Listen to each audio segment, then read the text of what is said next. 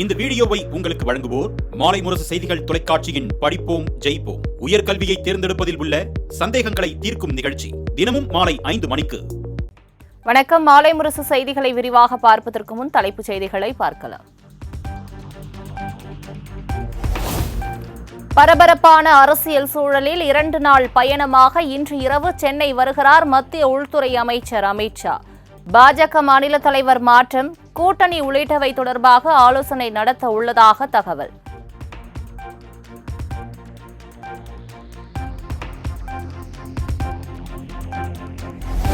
சென்னைக்கு வருகை தரும் அமித் ஷாவை எடப்பாடி பழனிசாமி உட்பட அதிமுக முக்கிய நிர்வாகிகள் நேரில் சந்திக்க திட்டம். பாஜக அதிமுக கூட்டணி குறித்த இறுதி முடிவு வெளியாகலாம் என எதிர்பார்ப்பு.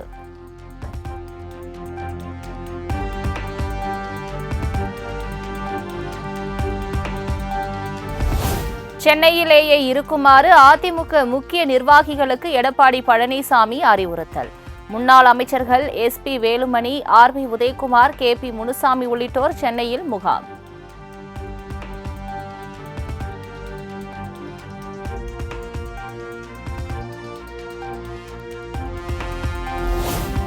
தனது காரில் இருந்த அதிமுக தலைவர்களின் படங்களை அகற்றி செங்கோட்டையன் அதிரடி.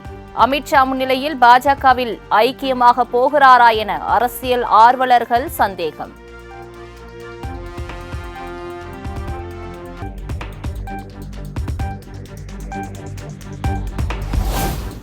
தமிழக பாஜக தலைவர் அண்ணாமலை மாற்றம் உறுதியானதாக தகவல். அமித்ஷாவின் தமிழக வருகைக்கு பின் நாளை அதிகாரப்பூர்வ அறிவிப்பு வெளியாக வாய்ப்பு.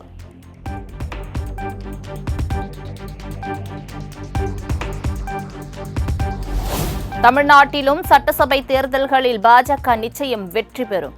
இன்று சென்னை வரவுள்ள நிலையில் டெல்லியில் நடைபெற்ற நிகழ்ச்சியில் அமித்ஷா பேச்சு.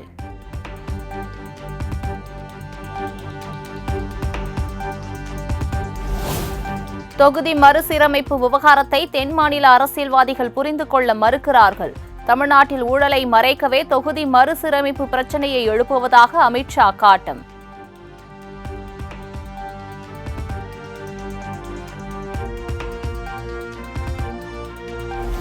நீட் தேர்வுக்கு எதிராக தொடர் சட்ட போராட்டம் நடத்த அனைத்து சட்டமன்ற கட்சி தலைவர்கள் கூட்டத்தில் தீர்மானம் நிறைவேற்றம். ஏற்கனவே உள்ள வழக்கை தொடர்ந்து நடத்தவும், தேவைப்பட்டால் புதிய வழக்கு தொடரவும் ஒருமனதாக முடிவு.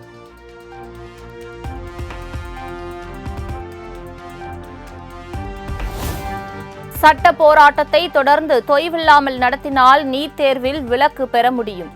நீட் தொடர்பான அனைத்து சட்டமன்ற கட்சி தலைவர்கள் கூட்டத்தில் முதலமைச்சர் மு க ஸ்டாலின் உறுதி.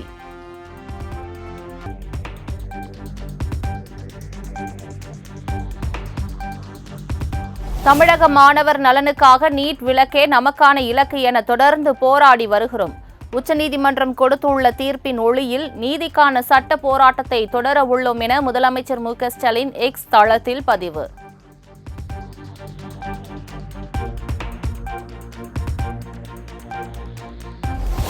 நீட் விவகாரத்தில் அனைத்து சட்டமன்ற கட்சி தலைவர்கள் கூட்டம் என்ற நாடகத்தை திமுக அரசு அரங்கேற்றியுள்ளதாக விஜய் விமர்சனம். திமுக தலைமை மக்களிடமும் மாணவர்களிடமும் பகிரங்க மன்னிப்பு கேட்க வேண்டும் எனவும் வலியுறுத்தல்.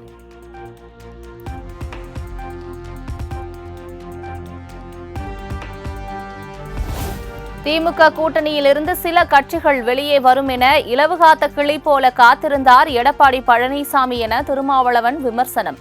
EPS பேச்சு விரக்தியின் வெளிப்பாடு எனவும் கருத்து. வெளியே வரும் என்று இலவு காத்த கிளியை போல காத்திருந்தார்கள். அவ்வாறு இது நிகழவில்லை.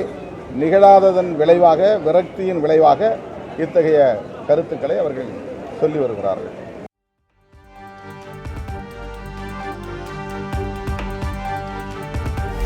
அதிமுகவுடன் யாரும் கூட்டணிக்கு வரவில்லை என்ற விரக்தியில் பேசியுள்ளார் எடப்பாடி பழனிசாமி. திமுகவுடன் இணைந்து செயல்படும் கட்சிகள் கரையும் என்ற EPS பேச்சுக்கு CPM மாநில செயலாளர் சண்முகம் பதிலடி.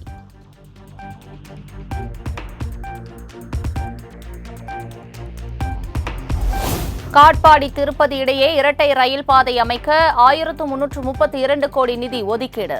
மத்திய அமைச்சரவை ஒப்புதல் அளித்துள்ளதாக ரயில்வே அமைச்சர் அஸ்வினி வைஷ்ணவ் தகவல்.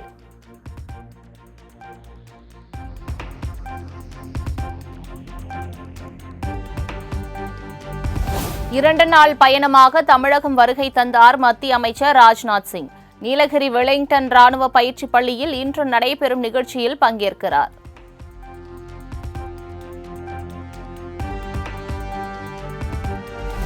காங்கிரஸ் மூத்த தலைவர் குமரி அனந்தன் உடல் வடபழனி ஏவிஎம் மின் மயானத்தில் அரசு மரியாதையுடன் தகனம்.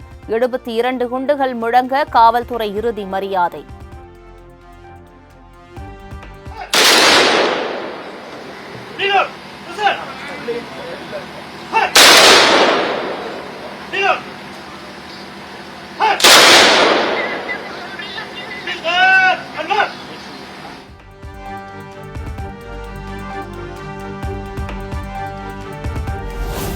ஜெயலலிதாவின் ஆட்சிக்கு எதிராக 1995 பேசிய கருத்து குறித்து மனம் திறந்தார் நடிகர் ரஜினிகாந்த்.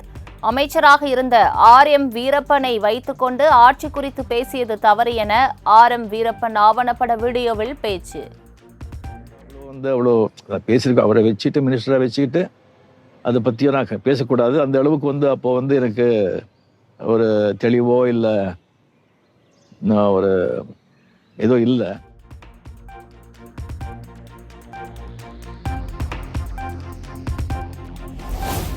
பரந்தூர் புதிய விமான நிலைய திட்டத்துக்கு மத்திய அரசு கொள்கை அளவில் ஒப்புதல்.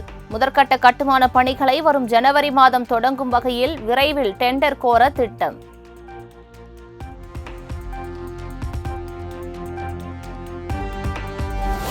செந்தில் பாலாஜி மீதான சட்டவிரோத பணப்பரிமாற்ற வழக்கில் 5000க்கும் மேற்பட்ட பக்கங்கள் அடங்கிய ஆவணங்கள் உள்ளன.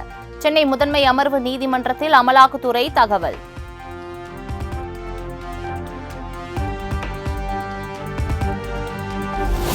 செந்தில் பாலாஜி தொடர்புடைய வழக்கில் ஒவ்வொரு நபரும் எவ்வளவு தொகை முறைகேடு செய்துள்ளனர் என சென்னை முதன்மை அமர்வு நீதிமன்றம் கேள்வி. குற்றப்பத்திரிகை நகலை அமலாக்கத்துறை வழங்கவும் உத்தரவு.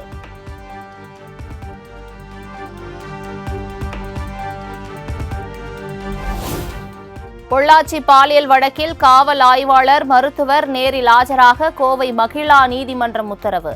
எதிர்த்தரப்பில் 2 சாட்சிகளை விசாரணை செய்யக்கோரி தாக்கல் செய்யப்பட்ட மனு மீது ஆணை.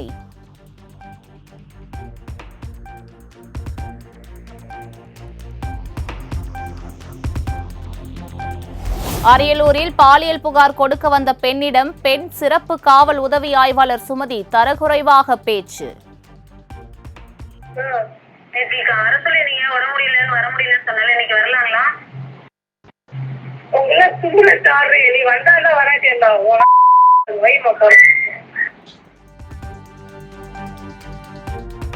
அப்படி எதுவும் பேசவில்லை என காவல் ஆய்வாளர் கூறியதால் திருச்சி சரக டிஐஜி வருண்குமார் காட்டம்.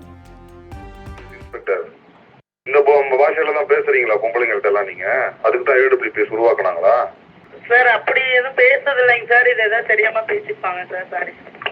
வெக்கமா இல்ல உங்களுக்கு எல்லாம் இன்ஸ்பெக்டர்னு சொல்லிக்கிறதுக்கு? தெரியாம பேசியிருப்பாங்கங்கிறீங்க. நீங்க தான் முதல் குற்றவாளி. ஆமா, பேசுனது தப்புன்னு உங்களால சொல்ல முடியல. என்ன ஆய்வாளர் நீங்க? மைக்ல பதில் சொல்றீங்களா? நேரில் வந்து நிக்க வைக்கவா AWPS இன்ஸ்பெக்டர்? சார் ரிசீவ் பண்ணிட்டேங்க சார். பேசுறது தப்பு தாங்க சார். வான் பண்ணிடுறேன்.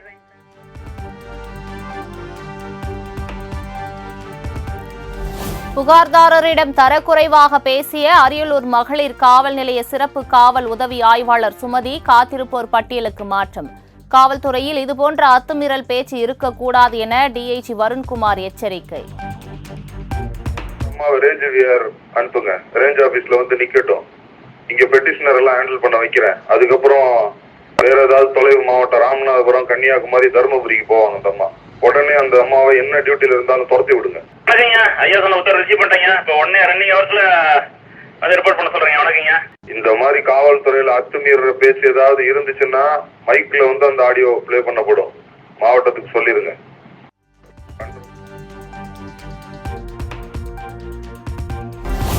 தஞ்சாவூரில் காவல் நிலையம் முன்பு சகோதரிகள் விஷம் அருந்தியதில் ஒருவர் உயிரிழந்த விவகாரம். காவல்துறையினரை கண்டித்து தஞ்சாவூர் மருத்துவக் கல்லூரி மருத்துவமனை முன்பு உறவினர்கள் திரண்டதால் பரபரப்பு.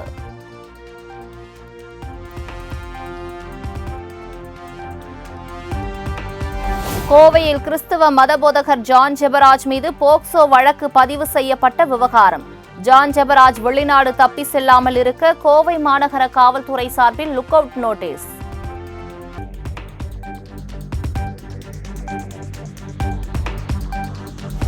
கோவை செட்டிப்பாளையம் காவல் நிலையத்தில் பாஸ்போர்ட் விசாரணைக்கு 1000 ரூபாய் லஞ்சம் வாங்கிய காவலர். லஞ்ச ஒழிப்புத்துறை போலீசார் கைது செய்து விசாரணை.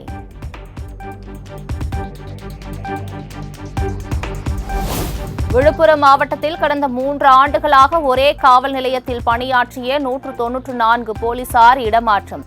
மாவட்ட காவல் கண்காணிப்பாளர் சரவணன் உத்தரவு.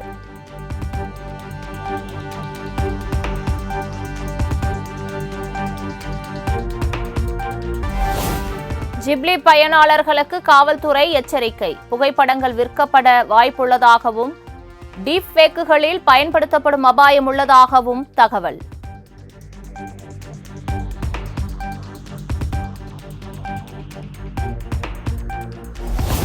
சென்னையில் ஆபரண தங்கத்தின் விலை ஒரே நாளில் 2வது முறையாக உயர்வு. நேற்று காலை சவரனுக்கு 520 ரூபாய் உயர்ந்த நிலையில் பிற்பகலில் 960 ரூபாய் அதிகரிப்பு.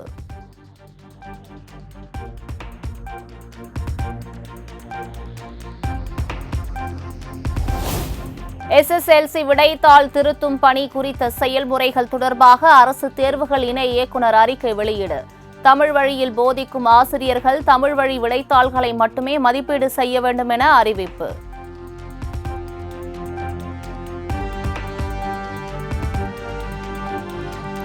வியட்நாம் நாட்டு பெண்ணை காதலித்து மணந்தார் நெல்லை இளைஞர். 4 ஆண்டு கால காதல் பயணம் திருமண பந்தத்தில் முடிந்தது. உறவினர்கள் நண்பர்கள் வாழ்த்து.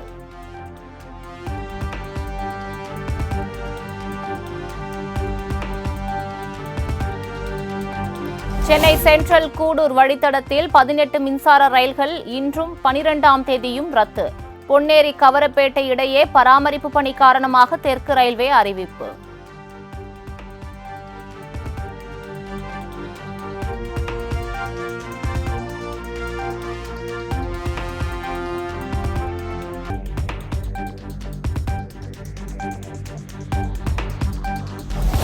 ஈரோடு மாவட்டம் சத்தியமங்கலம் அருகே பயிரிடப்பட்ட முட்டைக்கோஸ்களை டிராக்டர் கொண்டு அழித்த விவசாயி.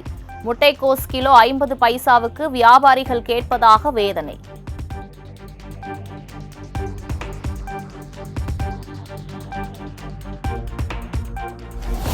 திருச்சி ஸ்ரீரங்கம் ரங்கநாதர் கோவிலில் நம்பெருமாள் நெல்லளவு கண்டருளும் வைபவம் கோலாகலம்.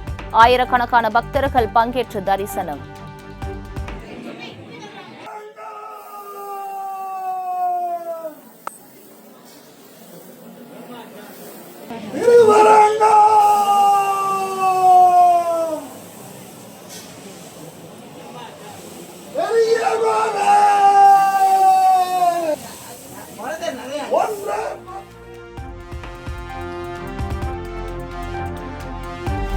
சிவகங்கை மாவட்டம் சிங்கமுனரி அருகே முத்துமாரியம்மன் கோவில் பங்குனி பொங்கல் விழா.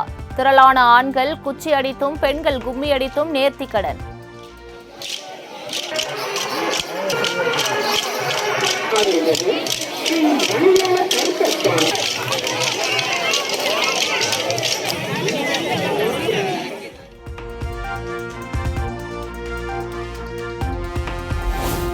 கோவை, நீலகிரி, தேனி, தென்காசி ஆகிய 4 மாவட்டங்களில் இன்று கனமழைக்கு வாய்ப்பு. சென்னை வானிலை ஆய்வு மையம் அறிவிப்பு.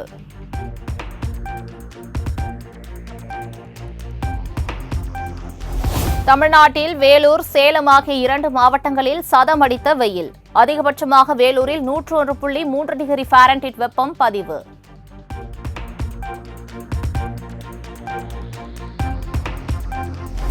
தமிழகத்தில் அதிகபட்ச வெப்பநிலை 2 முதல் 3 டிகிரி செல்சியஸ் வரை படிப்படியாக உயரக்கூடும் என வானிலை ஆய்வு மையம் கணிப்பு.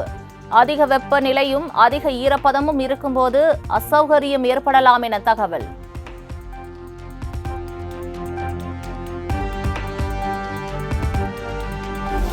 புதுக்கோட்டை மாவட்ட மீனவர்கள் இன்றும் நாளையும் கடலுக்கு செல்ல வேண்டாம் என அறிவிப்பு. கடலில் காற்றின் வேகம் அதிகரித்து காணப்படுவதால் மீனவர்கள் கடலுக்கு செல்ல வேண்டாம் என மீன்வளத்துறை அறிவுறுத்தல்.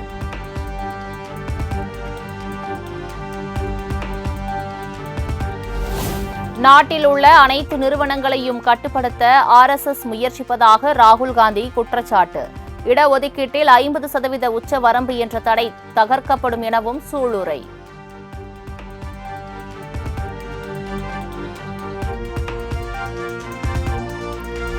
மேற்கு வங்க மாநிலத்தில் வக்பு சட்டத்திருத்தம் அமல்படுத்தப்படாது. முதலமைச்சர் மம்தா பானர்ஜி திட்டவட்டம்.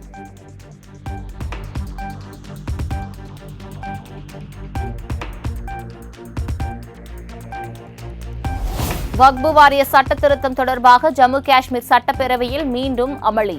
சபாநாயகர் இருக்கையை முற்றுகையிட்டு உறுப்பினர்கள் கோஷம் எழுப்பியதால் பரபரப்பு.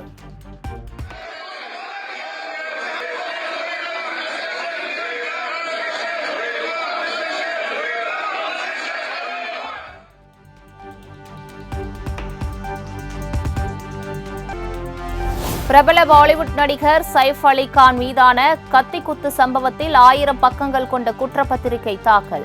கத்தி துண்டுகள் உட்பட தடயவியல் ஆதாரங்களுடன் நீதிமன்றத்தில் குற்றப்பத்திரிகையை தாக்கல் செய்தது மும்பை காவல்துறை.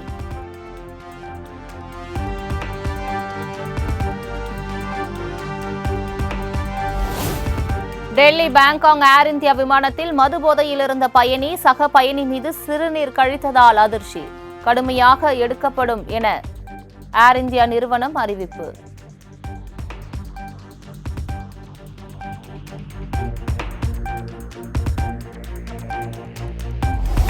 கர்நாடகாவில் வங்கியில் போலி தங்க நகைகளை அடகு வைத்து 11 கோடி ரூபாய் மோசடி. வங்கி மேலாளர் உட்பட 2 பேரை கைது செய்து போலீசார் தீவிர விசாரணை.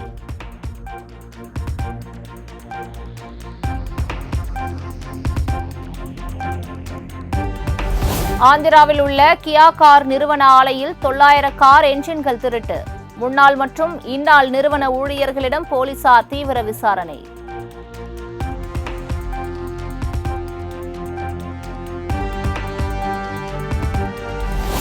அமெரிக்காவிலிருந்து இறக்குமதியாகும் பொருட்களுக்கு 84% வரி விதித்தது சீனா.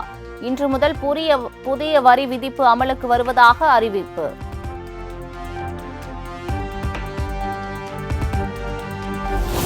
அணுசக்தி விவகாரத்தில் இரு நாடுகளுக்கும் இடையேயான பேச்சுவார்த்தை மட்டும் பதற்றத்தை தணிக்க உதவும். ஈரான் மீது குண்டுகளை வீசுவது அமைதிக்கு வழிவகுக்காது என அமெரிக்காவுக்கு ரஷ்யா எச்சரிக்கை.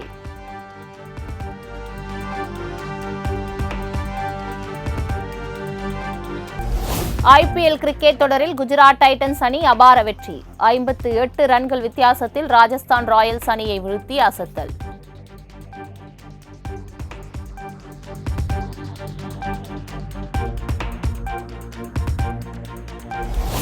ஐபிஎல் கிரிக்கெட் தொடரின் இன்றைய லீக் ஆட்டத்தில் பெங்களூரு டெல்லி அணிகள் பலப்பரீட்சை. போட்டி பெங்களூரு சின்னசாமி மைதானத்தில் இரவு 7:30 மணிக்கு தொடங்குகிறது.